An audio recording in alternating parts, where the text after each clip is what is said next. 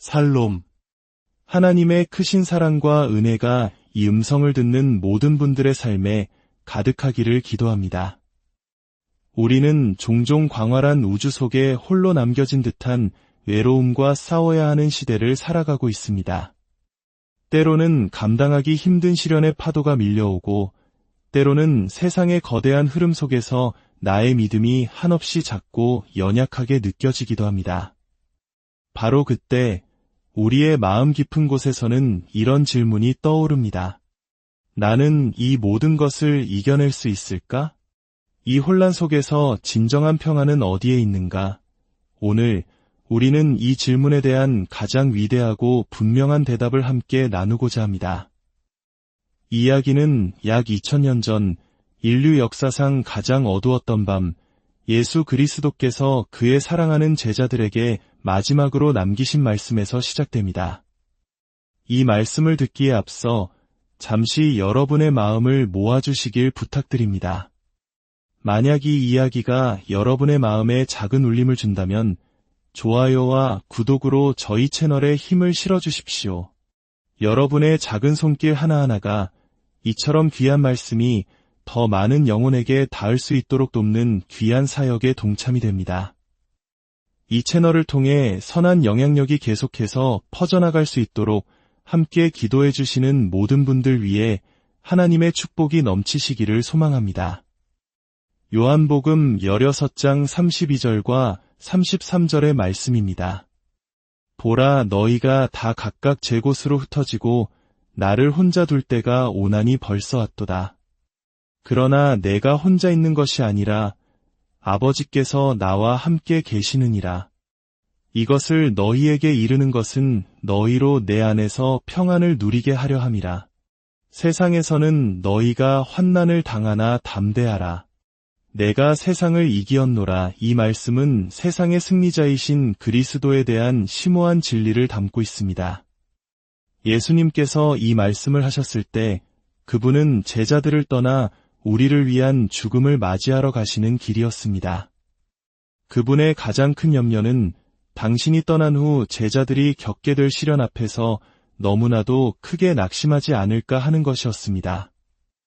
어둠의 권세와 세상 사람들이 그분에게 자신들의 뜻을 행하는 동안 제자들에게 닥칠 무거운 슬픔에 대해 그들의 마음을 미리 준비시키고자 하셨던 것입니다.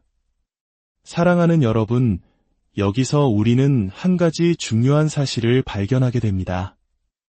무한한 지혜를 가지신 우리 주 예수님께서는 하늘과 땅의 모든 위로의 비밀과 그 원천을 알고 계셨습니다. 하지만 그분은 제자들을 위로하기 위해 하늘의 신비나 하나님의 깊은 곳에 감추어진 비밀을 말씀하지 않으셨습니다. 그분은 오직 자기 자신에 대해 말씀하셨습니다.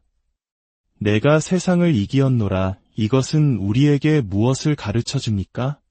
바로 우리 마음의 상처를 치유하는 최고의 약은 예수님 자신이며 이스라엘의 어떤 위로도 그분의 인격과 사역에 비할 수 없다는 사실입니다. 이로의 아들이신 주님께서조차 제자들을 격려하기 위해 당신이 행하신 일을 가리키셔야 했다면 오늘날 슬픔에 잠긴 이들이 위로를 얻기 위해 주님을 바라보는 것은 얼마나 현명한 일이겠습니까?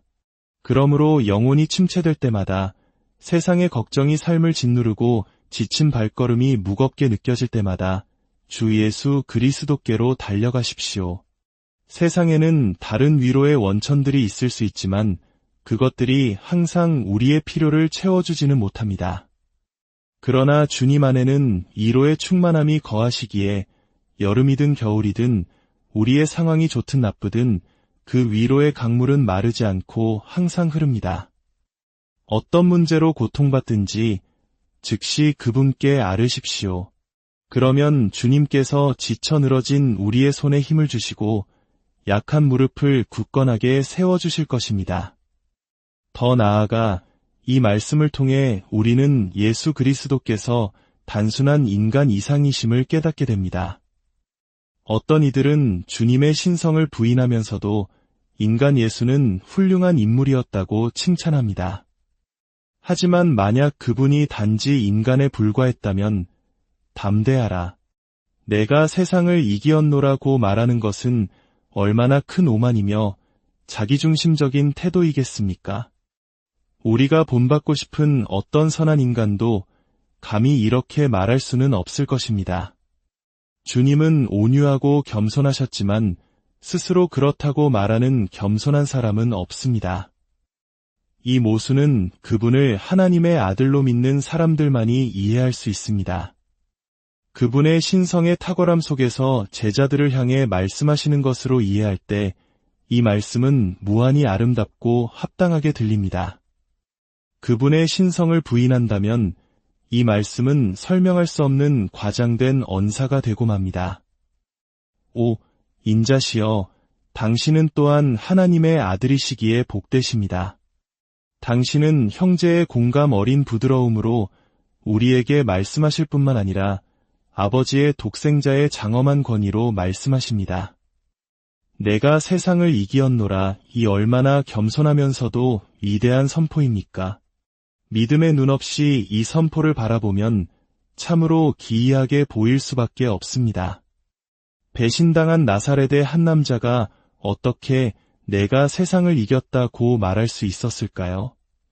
우리는 나폴레옹이 유럽의 지도를 자신의 뜻대로 바꾸고 여러 나라를 짓밟았을 때, 혹은 알렉산더 대왕이 페르시아의 궁전을 약탈하고 고대 군주들을 사로잡았을 때 그들이라면 이렇게 말했을 것이라고 상상할 수 있습니다. 하지만 이 말씀을 하시는 분은 누구입니까?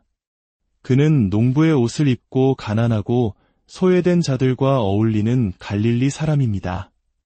그에게는 부도, 세상의 지위도, 명예도 없습니다. 심지어 그는 곧 자신의 추종자에게 배신당해 원수들의 손에 넘겨져 재판과 죽음을 맞이할 운명에 처해 있습니다. 머리둘 곳조차 없었고 그를 위해 나서 줄 제자 하나 없었습니다. 신성모독과 선동죄로 고발당하고 잔인한 군인들에게 넘겨져 조롱과 침뱉음을 당하고 두 손과 두 발이 십자가에 못 박혀 흉악범의 죽음을 맞이할 것이었습니다. 그런데 바로 그 순간 그는 말합니다. 내가 세상을 이기었노라, 얼마나 놀랍고 또 얼마나 진실된 말씀입니까? 그는 육신의 눈으로 보이는 대로 말씀하지 않으셨습니다. 우리는 여기서 믿음의 안경을 쓰고 휘장 안을 들여다보아야 합니다. 그러면 우리는 멸시받는 인자의 육신뿐만 아니라 그 안에 거하시는 고귀하고 모든 것을 정복하는 영혼을 보게 될 것입니다. 그 영혼은 수치를 영광으로, 죽음을 영광으로 바꾸었습니다. 그렇다면 예수님께서 말씀하신 세상이란 정확히 무엇을 의미할까요? 그리고 그분은 어떻게 그 세상을 이기셨을까요? 성경에서 세상이라는 단어는 다양한 의미로 사용됩니다. 그리스도께서 창조하신 물리적인 세계도 있고 하나님께서 너무나 사랑하사 독생자를 주신 인류 전체를 의미하는 세상도 있습니다. 하지만 오늘 본문에서 말하는 세상은 악한 자 안에 있는 그리스도를 알지 못하고 항상 그분께 적대적인 세력을 의미합니다. 그것은 하나님을 대적하는 가치관의 총체입니다.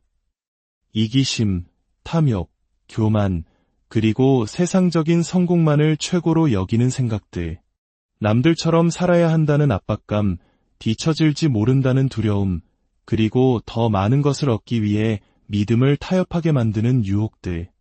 이것이 바로 우리가 매일 마주하는 세상입니다.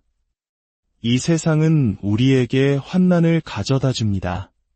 때로는 경제적인 어려움으로, 때로는 인간관계의 갈등으로, 때로는 믿음을 지키기 위한 핍박으로 다가옵니다.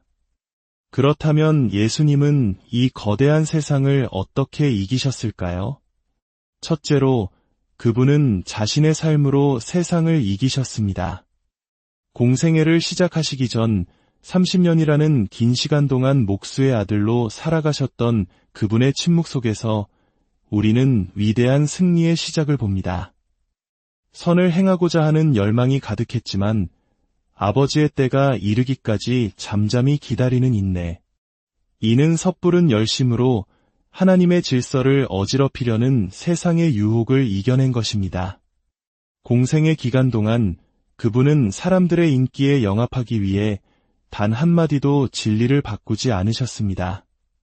수많은 군중이 환호할 때에도 교만해지지 않으셨고 그들의 칭송을 뒤로하고 홀로 추운 산에 올라 기도하며 하나님과 교제하셨습니다. 세상의 칭찬이 그분을 들뜨게 하지 못했습니다. 반대로 세상이 그분을 향해 이를 갈며 비난할 때에도 그분은 평온을 잃지 않으셨습니다. 자신을 향한 모욕과 공격에는 거의 침묵하셨고 십자가 위에서조차 아버지, 저들을 사하여 주옵소서. 자기들이 하는 것을 알지 못함이니이다. 라고 기도하셨습니다. 세상의 미움이 그분의 사랑을 쉽게 만들지 못했습니다. 이것이 삶으로 세상을 이기는 모습입니다. 둘째로, 그분은 자신의 죽음으로 세상을 이기셨습니다. 세상의 핵심 원리는 자기 자신을 위한 삶, 즉 이기심입니다. 하지만 십자가는 그 정반대를 보여줍니다. 하나님의 아들이신 그분께서 우리를 위해 자신을 온전히 내어주시는 자기 희생적 사랑을 통해 세상의 심장부인 이기심에 치명타를 가하셨습니다. 십자가는 패배의 상징이 아니라 세상의 가치관에 대한 가장 위대한 승리의 선포였습니다. 그 죽음을 통해 우리의 죄값을 치르시고 우리를 하나님의 자녀로 회복시키심으로써 우리를 세상의 종노릇에서 해방시키셨습니다. 셋째로, 그분은 부활과 지금 이 순간의 통치로 세상을 이기셨습니다.